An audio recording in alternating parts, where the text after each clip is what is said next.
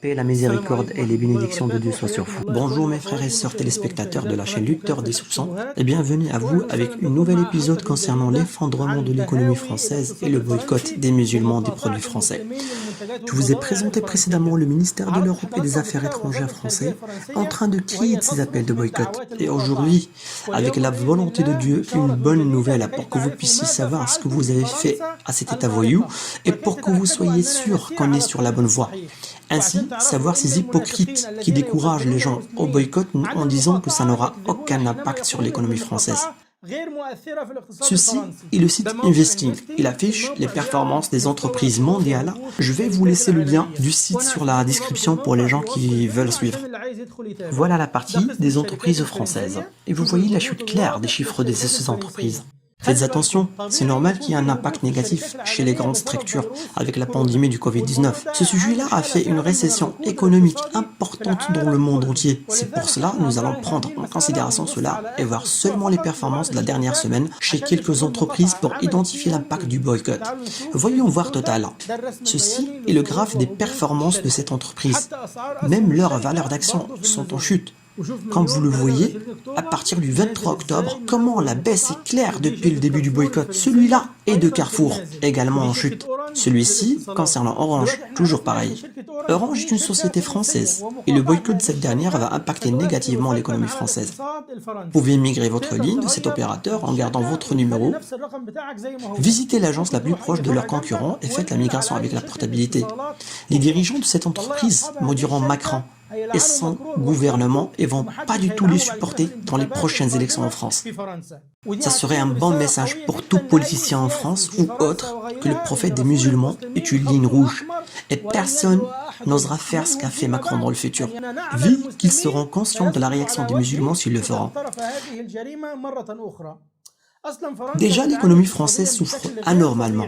La présidente du conseil régional d'Île-de-France a dit « En Île-de-France, la pandémie a fracassé notre activité touristique. » Vous voyez cette expression qu'elle a utilisée, comment cette pandémie a affecté le tourisme dans cette région?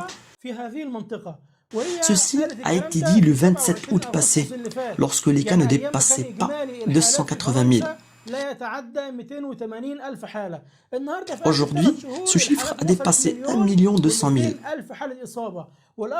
Plus dangereux que ça, les cas toujours actifs dépassent 1 50 000.